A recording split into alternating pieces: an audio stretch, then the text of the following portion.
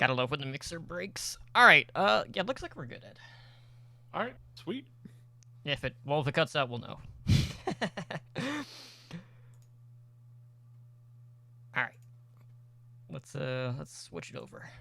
All right, guys. Sorry about that. Minor technical difficulties here as my mixer decided to randomly kind of like reset there for like 5 minutes, so I had to deal with that. But anyways, hello everyone, and welcome back to Heroes Never Die, your one-stop spot for all things Overwatch. I am your host, Totally Drunk, at tonight in episode 220. We're going to be taking a look at all of the most recent news around Overwatch, its competitive scene, and more. So before we get into the news and introduce you to my co-host tonight, let me just quickly take a moment to thank everyone who is stuck with us here tonight on Twitch for our live show, and of course thank all of our repeat listeners out there. So joining me tonight, as always, is my co-host Ednar and Ed. It's been a week. We had an experimental card come and go, changes getting patched to retail. Outside of like everything but like one minor thing, but we'll get into that here in just a bit. Now we have a new experimental card, with like a version 2.0 based off of one that we've kind of seen a prior iteration of. A lot is kind of happening, and a lot can be said about the current state of the game. And kind of like where everyone is kind of falling in place right now in regards to their personal enjoyment, because there's a pretty wide divide in regards to the players that are enjoying what they're seeing right now and the players who are not. But I know you and I, of course, have our own experiences with that as well. Mm-hmm. It is definitely it's. I haven't seen the community this divided since goats, to be honest. Mm-hmm. So it's interesting to read all of this. But well, I mean, we have our own takes, which we will talk about when we get into the news and talk about everything. But whew, there's a lot to handle with this new Overwatch that we have going on right now. Absolutely. So let's jump into the Overwatch esports news as we go around the league. So honestly, not a whole lot has been happening here. We do know that we have some details in regards to the All Star game as well as the Grand Finals. So we got the dates for both of those. So the Grand Finals are going to be taking place from October 8th through October 10th, where we'll have the top two teams both from North America as well as Asia, competing in a double elimination bracket for the championship. So, as we have mentioned in the past, we will have the two NA squads traveling over to Asia to compete in the same online server. So, looking at the start times, then, this was definitely going to be a hot topic in regards to, well, what about NA viewership? Well, it's a mixed bag. It's not like 3 a.m. our time bad like what it had typically been. But the start times range typically, between 4 a.m. Pacific time as late as looks like 6 a.m. Pacific time is like the later end as well. Mm-hmm. So that first day you got the second seed out of Asia going up against the top seed out of NA, followed by the second seed of North America going up against the top seed out of Asia. And then the next day you move into the lowers round one, followed by, the winners finals, the losers finals, and then on the 10th at 6 a.m. Pacific time, we have the grand finals. So, 8 a.m. our time actually isn't that bad, especially when you factor in how early most of the Asia games are in our time zone. But it is kind of interesting because they did kind of like note, should something happen where like people can't travel or whatever, like there's still a possibility that they might have to separate the championships into like regional tournaments again. So you would have like, the top two just face in their respective region instead of, the cross region play. So I really don't hope that, it comes to that, primarily just because we have seen a pretty clear differential here between like even the top team versus the second best team in each respective region. But there's so much that can be said about, not really seeing that regional play as much this Hmm. year due to the pandemic going on. And a lot of people are foaming at the mouth to see Asia teams going up against NA. And it would just be an awful situation to see us kind of get like robbed of that sort of moment here this season. Well, we're gonna get robbed of it. To put it simple, like, yeah, it sucks. It makes sense to me why they have these times. It 100% makes sense to me. It's probably super late over there for them, but for us, it's right early in the morning, but not like you said, 2 a.m.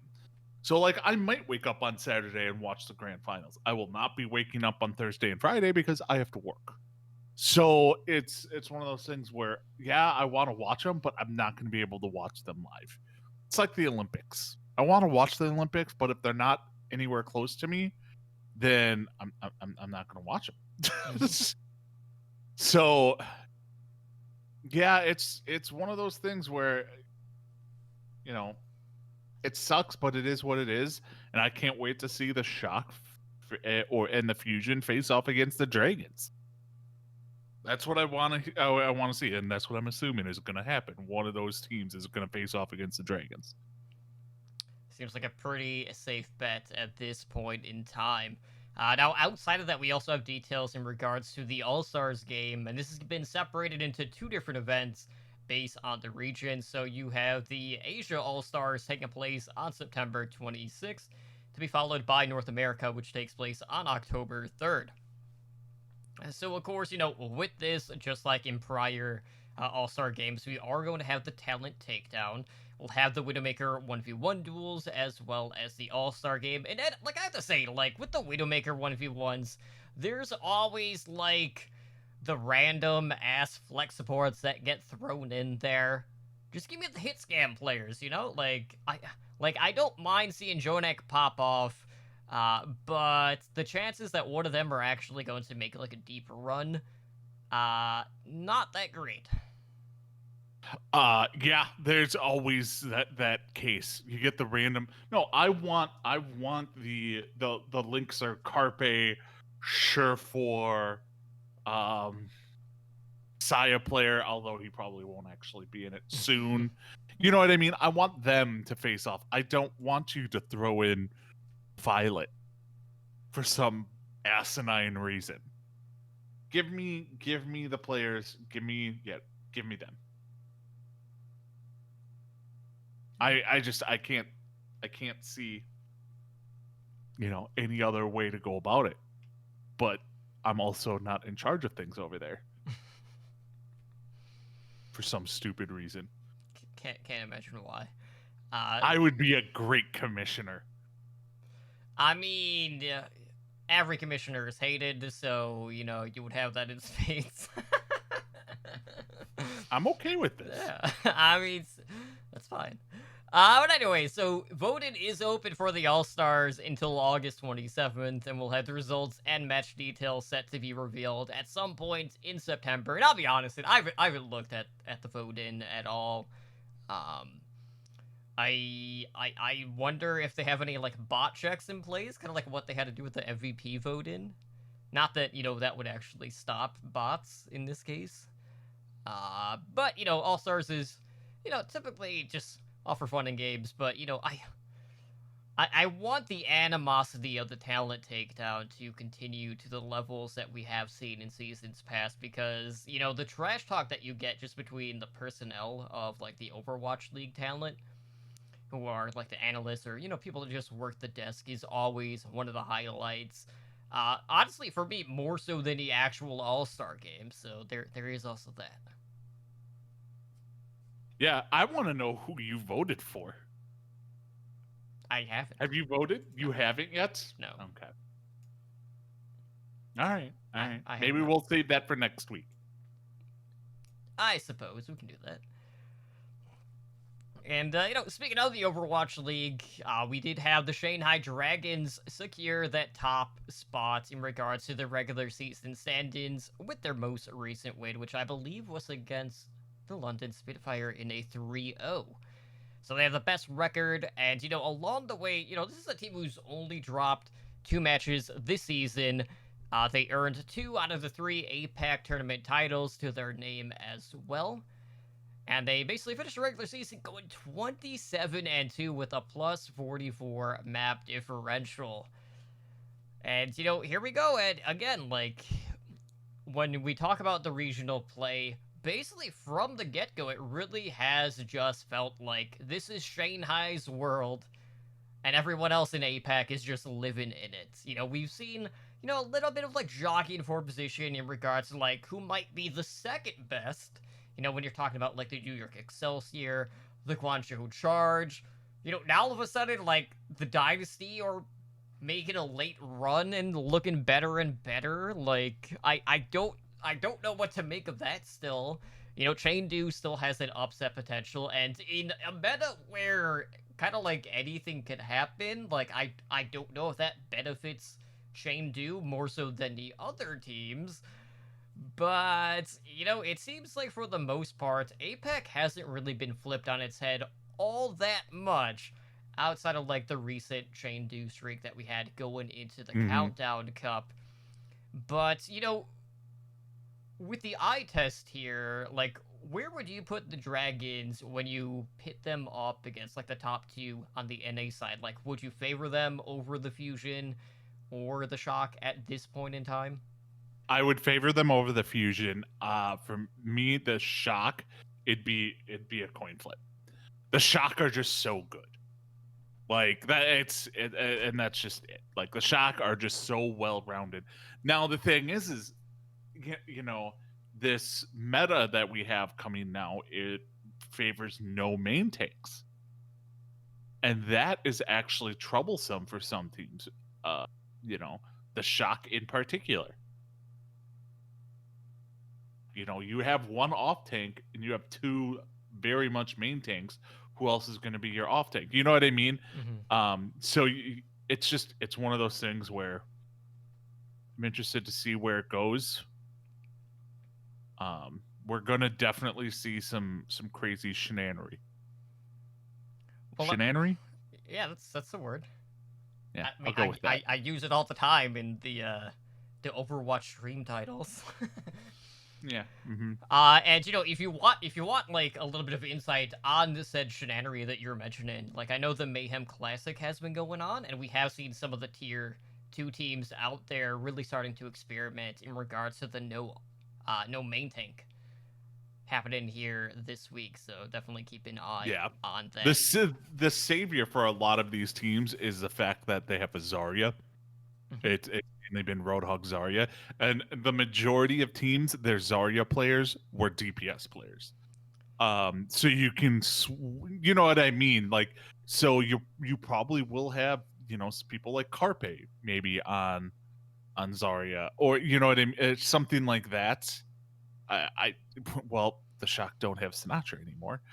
But you know what I mean? So a lot of these teams might just throw a DPS on Zarya who is really good at it over another off tank and have their normal off tank play Roadhog. You're missing another caveat to this situation here, where in the past we have also seen flex supports moving over to play Roadhog. Okay, yes. So there is another wrinkle that could be added to the fold in this case. But who knows? Obviously, it's still really early on. The Overwatch League is not on this patch as of yet, but will be once we get to the playoffs. And at that point, all bets are off. I cannot wait. Because things have been pretty frantic in regards to the new meta, which we will talk about here shortly. But before we talk about the new meta, let's talk about this new experimental patch that dropped on live servers on August 18th. So this one is basically the Moira version 2.0 that follows in, a similar way compared to what we saw with the Fade changes that were on the past experimental card. But to go over what is in play here, we're looking at Biotic Grasp, where the attach angle has been reduced by 37%. Now, this is the only change that had remained from that prior Moira iteration on the experimental card. Now, there's a lot happening with the Biotic Damage Orb. They made it sticky, so now it sticks to enemies when impacting them instead of piercing through them. So, it's not going to be passing through shields at this point. So the orb is only going to deal damage if it sticks to a target, and it will deal a constant 60 damage per second to all enemies.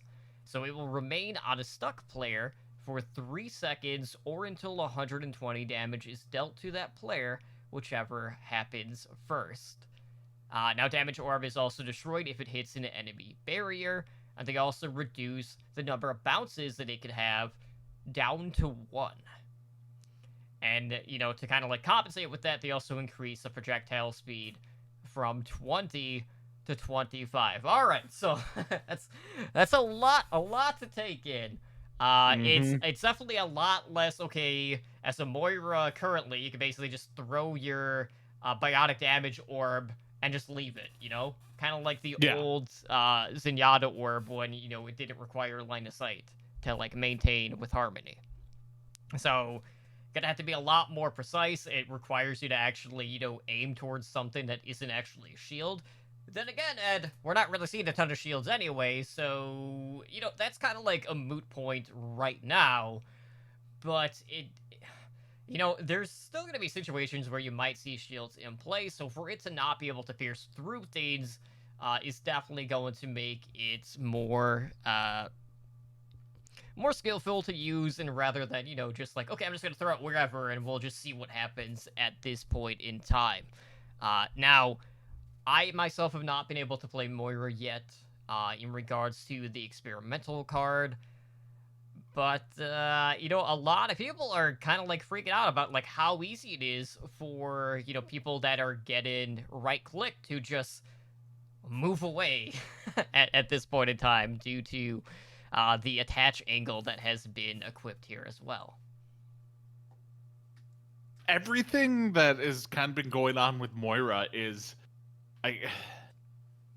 they put this. The last experimental card went too far and made her overpowered as shit. It just did. Mm-hmm. This, I feel, went over nerfed and is going to make her kind of be useless. Unless they pump up her healing, her actual healing. Because now you can't, like, the whole, all right, hey, we have a Moira destroying us. What do we do? Okay, I'll just get a shield. Useless. Like, it can't go through shields. It hits a shield, it dies. So she's not doing any damage to you. Plus, she has to do damage to continue to heal. So it's one of those things where I think they over-tuned it negatively. In all of this.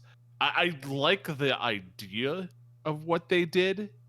I don't like that it has such a crazy hard counter. Mm-hmm. That I don't think anything should have like such an easy, incredibly hard counter to it. So yeah, it's gonna be one of those things. I don't see. If this goes through, I think Moira goes to the bottom of the pile. If I had a guess, I would say I would only imagine the Fate stuff going through. I could see the Fate stuff going through. Scrapped.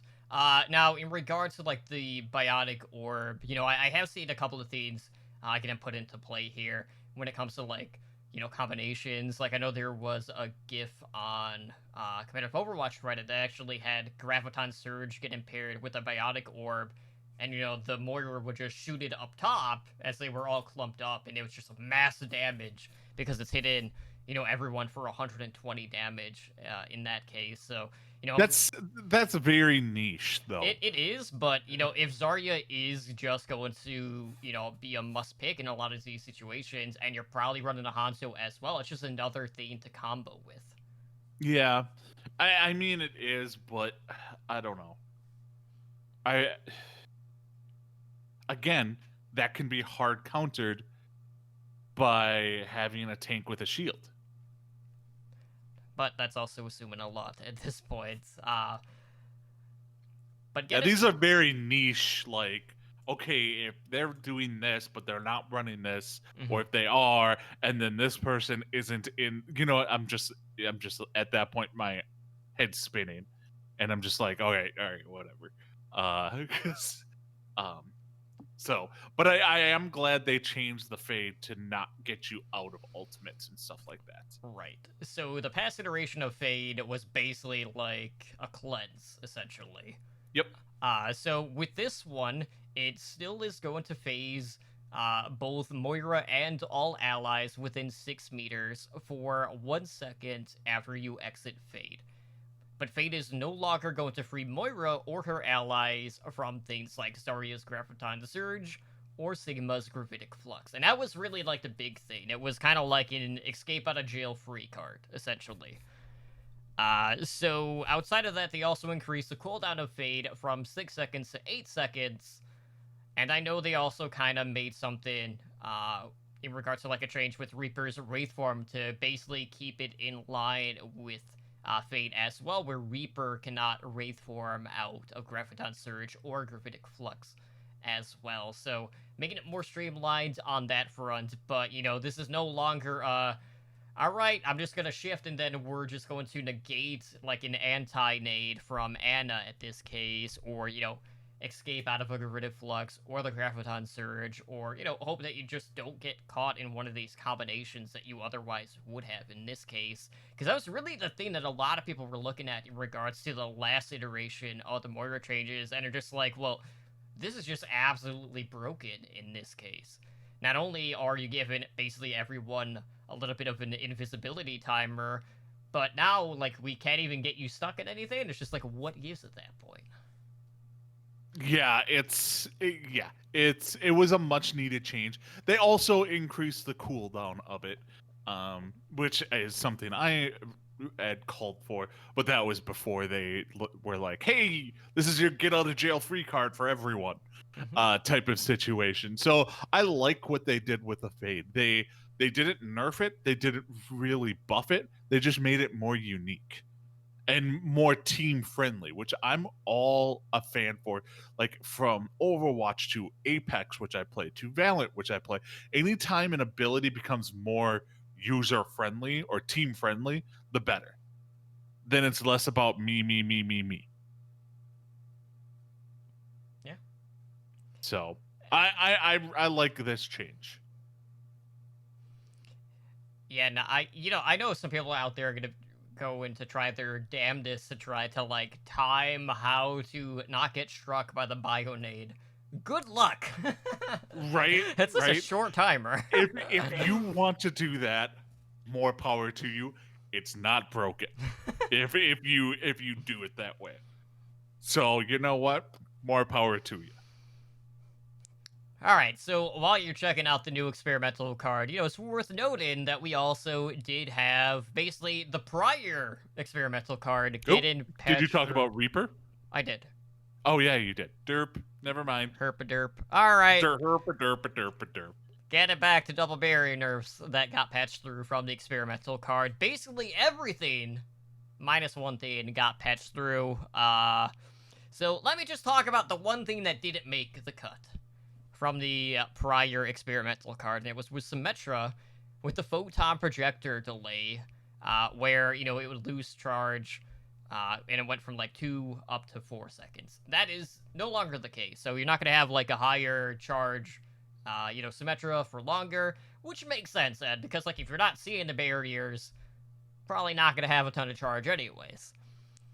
So, circling them back. So, in case you guys did not listen to our prior episode, or if you just haven't caught the patch notes as of yet, a lot of changes were with these hero updates that were pushed to live. So, Brigitte, base health lowered from 200 to 150, and then he also made some changes to Inspire, where the total healing was decreased from 130 to 90, which would put it at 21 down to 15 heals per second. And then the self-healing is no longer reduced by half. Alright, Ed, so, I've been playing quite a bit since the patch. Supports are an interesting situation right now. I've seen a lot of like greed compositions with like Anna Zenyatta. I think that one's probably been the most prominent so far. But I have been seeing quite a bit of Mercy play. The one healer I've not seen is not Brigitte. It's Moira. A lot of people are not playing Moira right now. But I'm still seeing a fair bit of, Brigitte and Lucio, but Anna Zen Mercy basically just seems to be the Holy Trinity at this case in time. And, like, I don't know if Brigitte's throughput is going to be enough at this point, even if you just have it with, like, more aura-based healing with the Lucio here. I just want to say this one thing. Ding dong, the bridge is dead. No, sorry. I'm not going to sing the whole song. No, the games I've played, it's basically been all Zen and Anna that you talked about. Lucio too. I'm getting a decent amount of Lucio as well. So it's definitely something that I think we are in the right shape for. It's something that I think we needed in the game. I'm not seeing a whole lot of Mercies still, unless I'm seeing Pharah play. Mm-hmm. But the Zen Anna comp is probably my favorite support comp in the game. Just because you have the heals and then you also have the damage and the utility from the team. And I think that's just phenomenal. So getting Brig out of there is a glorious thing. I still see Moira from time to time, but not having Brig in there has been amazing. Just amazing. So, seeing this new influx of Zenyatta play kind of entering the fold here, do you feel like there's any opportunity that we could see the Jonak syndrome coming back into play, where we see the Mercy pocketing the Zenyatta players again?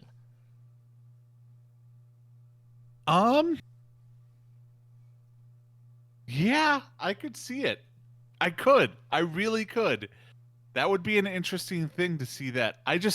I'm interested to see how some of these pros are handling the Zenyatta changes.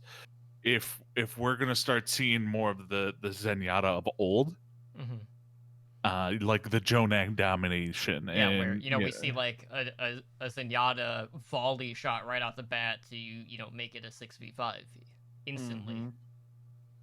Yeah, so it's definitely something I'm interested to see. I can't remember a whole lot of Zen Anna in the past, but there's been so many metas, they all kind of blend together, especially with supports. Like when you talk about metas, you're generally talking tanks or DPS, not supports as much. Mm-hmm. So it's like, okay, well, in dive meta, who was this, the DPS, the tanks, but you may not know all the supports and stuff like that. So I'm just excited to see Zen back in the game, because that is the most pop-off potential for a support. And it really makes the main support shine, but nobody know who the hell it is.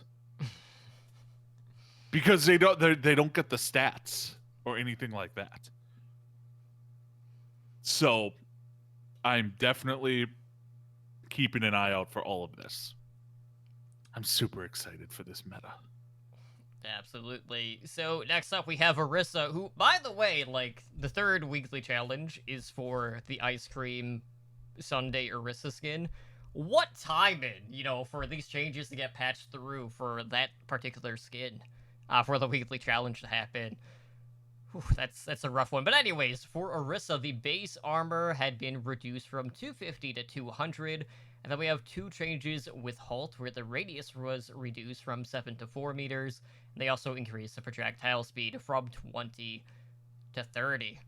Alright, so horse meta, not a thing anymore.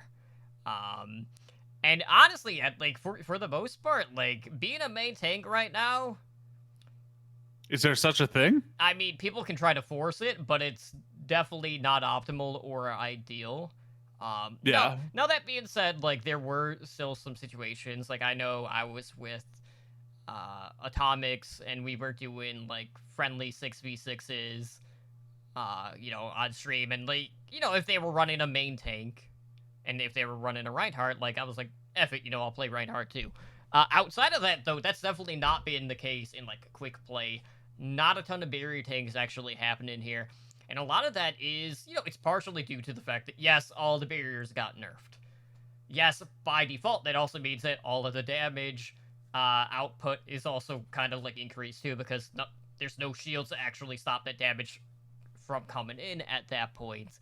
And then, on top of that, let's say in a situation you do decide to run barriers. Well, there's a ton of Roadhog play coming in as well, and Roadhog is just tearing through shit left and right in this case in time.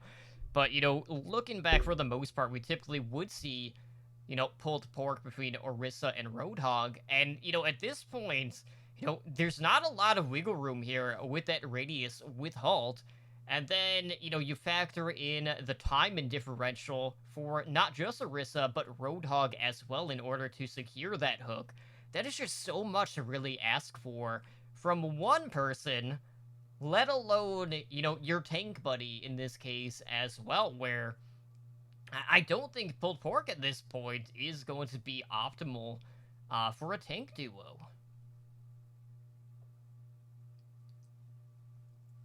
Pulled pork is pretty much over after the Halt changes, and that's the only reason that we're not getting the pulled pork combos is like Orisa got nerfed so hard into the ground that it doesn't make pulled pork viable because the Halt is so sporadic and just shit. It's just bad at this point. So you kind of have to just be on your own, and they buffed Roadhog enough where he's just like, you know what? I'm gonna be your new main tank daddy, and I don't care because I'm gonna hook you and I'm gonna one shot you, and then heal, and then hook you and one shot you, and go on from there. So it's definitely something where you're just like, alrighty then. Mm-hmm. That works. So yeah, it's a huge thing. The Orisa changes are you know what, I'm fine with. Orisa is the most boring tank of all time.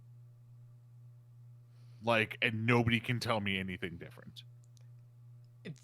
Like every time, like let's say I'm doing a limited duel, anytime I would get Orisa in the 1v1, it'd just be like falling asleep at the keyboard. It's like, alright, I'm gonna shoot the shield. Alright, I'm gonna halt above the shield. Okay, I'm gonna hit him like 3 or 4 times. Okay, he'll drop back down behind her shield. And we're back to square one. It's just like the entire fight. It's just like, oh, so boring. Mm-hmm. Yeah, it's ridiculously boring playing Orisa. Like you're just like, all right, nobody here knows is like a Reinhardt Winston, specialist. All right, just go Orisa. You can't screw it up. Yeah, like if there's no way for environmental kills, like there's no way for joy. It's basically Right? what it comes down to at this point. And with this radius, it also makes those environmental kills that much harder to come by on top of that. Yeah, I mean, here's the thing. Like Orisa, the only thing Orisa was good for was those Reddit Halt plays. So Orisa's even dead on Reddit. That's hard to do. Just saying. Yep. Moving on to Pharah. 2 changes with the hover jets where they increased the movement speed by 20%. Then they also lowered the regeneration rate for her hover jets, going from 50 to 35 per second. And then, for whatever reason, I'm still baffled by this one. They lowered the duration of Barrage from 3 to 2.5 seconds. I I still would not say that I've died less doing Barrage, because, I mean, let's face it, Ed, like, in this game, there are two ultimates that, when you hit it, typically mean that you're going to die. There's Dragon Blade, which, might have better success just due to, Nano, in this case. And then you have Barrage, which is just, okay, I'm a sitting duck in the sky, someone's going to turn and shoot me. Mm-hmm. So nothing changes with Barrage in that case. But as I've noted in the past, I do want to play more Pharah, especially when we're doing our placements on competitive. My thoughts on this hasn't really changed. Like, the hover jets, on paper look kind of like daunting. Like, for long fights, it's very noticeable. Anything that's short term, you're probably not going to notice too much. But it's gonna be more of a change, I think, for maybe like the Mercy Pockets in this case, because they're not going to have the same amount of like escapability when it comes to using that Guardian Angel, or to just to soar up to the Pharah in this case, because they're not going to be able to maintain the same amount of verticality that they once could prior, due to the regen rate reduction here. Yeah, and that's gonna really be something that's gonna affect the higher levels. At the levels where we're at and lower, I don't think that will be a problem, because most don't know how to use it properly anyway. Me being one of them, I'm horrible at staying up in the air like above 75% of the time. I'm just horrible at it. So it's like this, whatever. Like, that does not, but I am very interested to see the, like, yeah, you're going to be on the ground more at lower levels, but you're like, the chance of you getting shot out of the sky are basically nil at those same levels, because nobody's going to be able to hit you. So I'm very interested to see this. And yeah, when we do our placements, which should be in the next few days, I have nothing to do this weekend. I'm not going anywhere, so maybe we'll get some Overwatch placements in. Right on. Next up, we got Roadhog. I know you're excited for this one. You've been playing a ton of Roadhog. I love him. All right, so recap. Scrap gun changes. Ammo had been reduced from 6 to 5. The damage per projectile was increased from 6 to 7. And they also increased the recovery from 0.7 to 0.85. All right, Ed. Roadhog has been, I would say, in 100% of my games. On both sides. So, just looking at Roadhog in this current iteration, what is bringing him back to the forefront outside of the obvious of, obviously there's, no barriers in play here. Well, it's the damage per projectile increase from 6 to 7 is a big one that a lot of people don't realize. You're like, okay, the bullet went from 6 to 7, but what that does again, it allows you to get your hook one shot off. Where, like, for 200 health characters, you weren't able to do that before, because you used to. They nerfed it so you couldn't, and now you can again. So you have that. So, like, yes, the scrap gun ammo was reduced from 6 to 5, but you can kill things way easier now when you hook them. And then the recovery increased from 0.7 to 0.85. You know what? I haven't noticed it that much. It just has kind of been, he has been a DPS hero. The big thing is with all these Roadhog players is you need to probably aim for 60% or higher on your hook accuracy, because that is the entire reason you're out there. If you're not hooking and killing someone in the majority of fights, then you are playing Roadhog badly. And it's just a thing. So, like, you're aiming for supports, DPS. And that's why, like, the DPS has kind of been like Widowmaker, Hanzo's, Ashes, ones that stay far back. Yes, with like Ana Zenyatta for the supports too, because they're poking from range. Yep, but that does not prevent Roadhog from getting it. And the other thing, and I can't stress this enough, when you 1v1 a Roadhog, and you're Roadhog, so road versus road, always hook second. Always. You know, the funny thing about that is, like, I don't think there's ever been a 1v1 situation where neither one of the Roadhogs hooked. Because Yeah, in your mind, like, both of you know that, but then, like, you're just so set in the motions that you're like, oh, okay, I need to hit my hook, and then you do it anyways, you know? But it's yeah. never I like, mean, who's not there's gonna do always it? exceptions to the rules. If it's like and this is just pure 1v1. If it's 3v1, three of you versus one of the hook away. He's gonna die. So, um, but Anna being in the meta is the only way to not make Roadhog the most dominant character in the game. Like, and it's glorious. I love that Roadhog is back.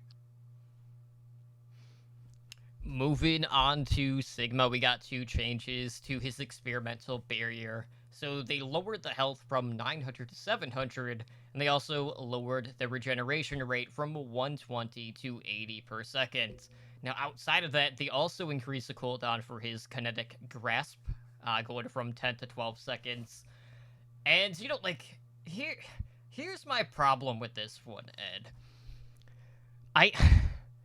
When it comes to the barrier, because it's not stationary, I don't really see the point of really making too many tweaks to experimental barrier, just because it's not always going to be stationary. If this was stationary, I feel like this would be way more impactful than it actually is.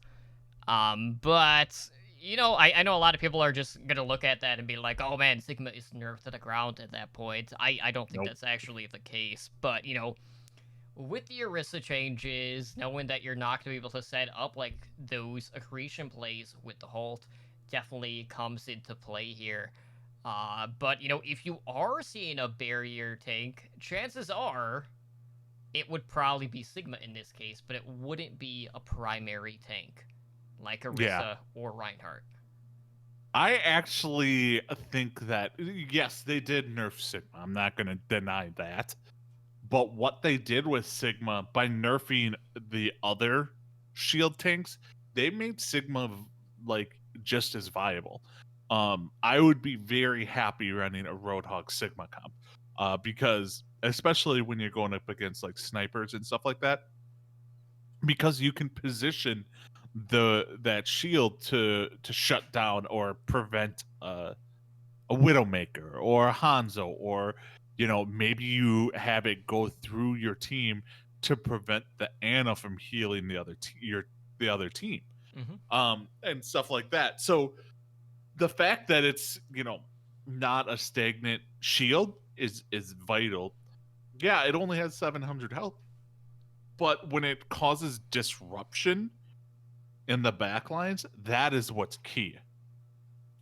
Forcing an Anna to completely move to be able to heal, forcing a Widowmaker to go to a completely different location is huge. So I really like these Sigma changes. It doesn't make Sigma trash, but it doesn't keep Sigma in like. I think if you didn't nerf Sigma, what you would see is just a Rein Sigma comp at this point, because Sigma would still be super powerful. So they nerfed him enough where that is not like vital. So I like this. I prefer running a Sigma Roadhog comp to a Sigma Roadhog Zarya comp.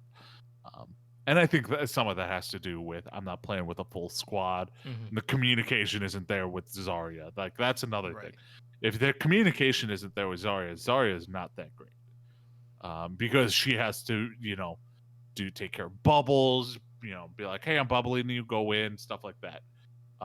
So I prefer the Sigma Roadhog comp. Well, at least in this case, in Zarya getting paired here. It's not a situation where, okay, like all of a sudden you're waiting for your other tank to like lower a shield in this case. So like just throw in the particle barrier or whatever the friendly one is on the Roadhog in this case. Is a lot easier to maintain than having to actually communicate with the main tank. To actually, you know, like step forward in this case. Because, you know, chances are Roadhog is going to be greedy anyways and always kind of like towards the front looking for those hook picks. Yeah. Either way. Yeah, I do that. Alright, so looking at Symmetra, the only thing that made it through here was the teleporter cooldown reduction of 12 to 10 seconds. Again, like, you know, not like the biggest thing in this case. I don't see how much this one is going to come into play. Then again, and I will say, like, I'm still enjoying playing Symmetra quite a bit on DPS. You know, especially You if we're know just, what? like, dicking around in quick play. But, like, in You comp, do you. in comp, I don't know if I would do it outside of, like, select assault maps. Or very Yeah, specific select ones. defense assault maps. Yeah, I can see that. Like Temple of Anubis, I still think is a decent Symmetra. When you just turn up the right side there, but yeah, I completely get it. Like this isn't huge. It's just they're trying to just make Symmetra more viable without making her overpowered. And that's the tricky thing they have to go with on this is Symmetra is a character who can become crazy overpowered real easily, so they have to be careful about it. Which would lead us to Zenyatta, who had some changes to his secondary fire, with the charge rate being increased 15%. So it went from 0.6 down to 0.52 seconds per orb, with the rate of fire also being increased from 8.5 to 9 shots per second. So again, that Zenyatta volley is back. And, you know, it's kind of, like, interesting, like, seeing, you know, the difference between, like, pro play versus, like, average players. You know, like, typically on ladder, you're not really seeing a ton of movement when it comes to the volleys. But, you know, at the pro level, they're just higher ranked. You know, you do start to see them, you know, move to the side, trying to land in more than one location should they move. It's not just, okay, I'm just going to assume my enemy's just going to be running in a straight line and everything's just going to line up perfectly. That just does not happen. Ever. Mm-hmm. So keep that in Does mind. it? Doesn't it? Maybe the Lucio bots. Oh, true. And on the practice range. Yeah, that too. They tend to run in the same line. But yeah, no, like I'm scared of this change probably most of all. Like this change scares me. I pick the corner and I'm dead. Like Zenyatta right now before these changes, once you got rid of double barrier, Zenyatta was strong. The only reason Zenyatta was not strong is because double barrier is just a death sentence for Zenyatta. So you nerf the barriers and Zenyatta immediately becomes back into like high playability. But then you buff her on top of that, or buff him, whatever. Buff Zenyatta on top of that, and you're just like, oh, for shit's sake, why are you doing this to us? Like, to the point where Zenyatta might be the most dominant character in the game because of these changes. Like, a Zenyatta that doesn't have to deal with any barriers or shields or anything like that, F that. Like, that doesn't sound fun at all. I'd rather get stunned than one click by a Zenyatta over and over and over again. But, you know, we'll see where it goes, but these Zenyatta changes are scary. Alright, so we've gone through all the balance changes. Let's talk about the community divide that we have seen due to the double barrier nerfs that we've seen, because there's been a pretty clear difference between who's been enjoying this and who has been shouting from the top of, you know, the hillside. And for the most part, you know, it comes in two camps. You have the tank players, or should I say main tank players, who are not having a good time. And then you have the support players who are like, all right, this is looking pretty good. So you have like the main tank specialist like Flats. He's the one who did like the Flats Cradle with Reinhardt with that tutorial video that we were talking about. Who is also a Twitch streamer, saying that this is the worst state the game has been in for the last 2 years, and that main tanks are essentially unplayable. And of course, with the nerfs hitting both Orisa and Sigma, a lot of the off-tank players have gravitated towards Roadhog, as we have mentioned, who also had a sizable damage buff in this patch. And, a lot of that is just due to the fact that Hog does play a lot like a DPS. That solo carry potential is there. Not to say that it wasn't there prior, but I think it's more, like, distinguished and more noticeable in this case right now. And, should the enemy team try to run double barrier, well, Hog really doesn't have any issue just dispatching of the shields in this case. Now, I will say, Ed, when I compare, like, the current state of the game for the prior meta that we saw, this is, like, a complete 180 for me. Like, I've always loved playing support, but in that last meta, seeing like Ana, Baptiste, who both by and large are by far my worst heroes out of all the supports, being like the perceived must picks, being the most viable, I hated it. Like, I couldn't really play the heroes that I enjoy playing. And, sure, at our level, like, we might be able to make things work here and there. But there's that perception of that throw pick whenever you aren't sticking to, the guns in regards to, like, what people are actually seeing at, like, the pro level. Now, all of a sudden, we're seeing a little bit more variety. We're seeing the rise of Zenyatta, obviously, due to the buffs.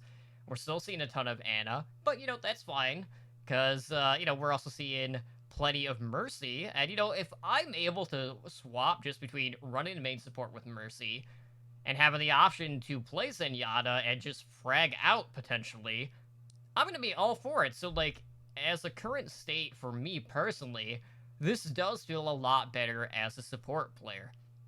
Then again, on the flip side, I had been spending quite a bit of time learning how to play Reinhardt. Then, of course, double barrier hit, had a swap over to Orisa. That was abysmal. I did not like playing Orisa. I don't know anyone that did. Besides the point. Now, all of a sudden, though, you're in a situation where, as a main tank player, what are your options? Like, well, I guess we could do dive. Like, sure, you can still play Winston, because that really wasn't touched here. But outside of that, you really don't have a lot of viable options anymore, because we are seeing a ton of these double off-tank compositions, primarily revolving around Roadhog. More times than not, probably getting paired with Zarya in this case, because that's kind of always been kind of like the throwback off-tank to yesteryear. And I feel like, for the most part, if we're just talking about, like, a general consensus, I feel like players are probably more comfortable with Zarya over some of the other off-tank offerings at this point as well. So that's the tank situation right now. If you're a main tank, you're not liking this. If you're an off-tank, you're probably having a field day, especially if you're insta-locking Roadhog. And, for DPS, I'm still seeing a ton of, like, double sniper compositions. I haven't played enough DPS to see too much variety, though, because that's kind of, like, been the go-to, and part of that is due to Zarya kind of being one of the OT picks in this case, so we're still seeing the Graviton Dragon combination. So I'm curious to see how that is going to evolve over time, or if that's kind of going to be the staple. But, for the most part, I'm fine with the way that things are. It just seems that, anytime we get any sort of change, and this has been true since day one, there's always going to be a little bit of divide. You're going to have that vocal part of the community. But people have to remember, like, we're not even a week in at this point. Like, you have to allow room for things to breathe. And For sure. you can circle back to it like a month or however long down the line, but obviously at this point in time, you just can't be like, oh, this is the worst ever, and then just expect change immediately. That's just not how it works. Yeah, it's one of those things. Every time there's a new meta, you run into a set that are just pissed off about the meta. How do you think DPS players felt when Goats was around? They couldn't play DPS; they had to play Goats. So you eliminated with this. You eliminated like 2 to 3 heroes. Not every DPS hero in the game. And what about flex supports? Because right before this, it was Anna and Baptiste were very much meta, and I wouldn't consider either one of them flex supports. Like both of them can be a main support. So you're gonna piss off one section of the Overwatch community, no matter what the meta is. No matter what. Because even in the dive meta, you pissed off people because you had to play Winston or no main tank at all. Like that's basically how it had to be. You had to be a one trick. So I get where people are going, but this will literally be every meta you play. The ones who are complaining just haven't had to deal with it in a super long while because main tanks have been that vital to the whole Overwatch community. So they've never had to go through this like basically everyone else has. So yeah, I'm definitely interested. I love this meta. I absolutely love this meta, and I think it's great for the game. I really do. I think it's great for the game. It gives because people have been clamoring for an off tank role for forever because they always feel forced that they have to play main tank. Well, you know what? Now it's the main tank's time to be forced to play off tank. Suck it up and deal with it. Like it just annoys me. Just because you don't like the meta doesn't mean that the game is shit. They're idiots. They need to fix it right now, type of things. Like it's just stupid. So that's my feeling on it. It's yeah, you may not like it, but you deal with it. It's a meta. It will change, and they're not going to change it right away. They're going to change it in a month or two or something like that. So I'm fine with it. I like this meta. Let's not forget that OpenQ does exist. So there is another way to actually sync up and play as well. Yeah, you can go and not be main tanks can go play Goats and be happy over there. There you go. Go do that. Right on. I was gonna see if there's any new data for Overbuff to see like what the pick rates are nowadays with this current patch, or for even this current week. Just because I'm really curious to see who's being played. Let's use gold because that's average. You want to use gold? All right, so Reinhardt's number 2 for me in competitive. Yeah, I'm looking at the same thing. So looking at this, top 6 we have Anna at 11.2% pick rate, followed by Reinhardt at 9.89. Moira in third. Yeah, that's interesting. That's probably because it's gold. Moira at third at 8.07, followed by Zarya at 7.68, and Mercy at 7.47. But man, that's a lot of takes in sports there. You see Roadhogs just below that. Top DPS being Ashe and Genji. Let's see how this changes. Let's go up to the high end. Where so yeah, no, I went very, down to very distinctive. Yeah, like platinum is where it starts to really change a little bit. Platinum still has Reinhardt as the number one tank, but like between Platinum and Diamond is where you get the flip flop between Roadhog and Reinhardt. Anna is like from gold up, Anna's number one pick rate. And win rate. You know what? Honestly, is kind of surprising. If you look at win rate in Plat, it's Torbjorn and Pharah, then Zenyatta. Diamond, it's Zenyatta, Pharah. And Master, it's Pharah, Symmetra. And then Grandmaster, you have Doomfist and Soldier, 76, have the highest win rates. So, yeah, it's... Whew. Yeah, some of those are very low pick rate, though. Yeah, super. But it's always kind of interesting just to see how much things fluctuate when we're talking about the different tiers in this case. Because, gold is usually, just play whatever. So, like, I'm not surprised that Moira is, like, the second highest picked support in this case.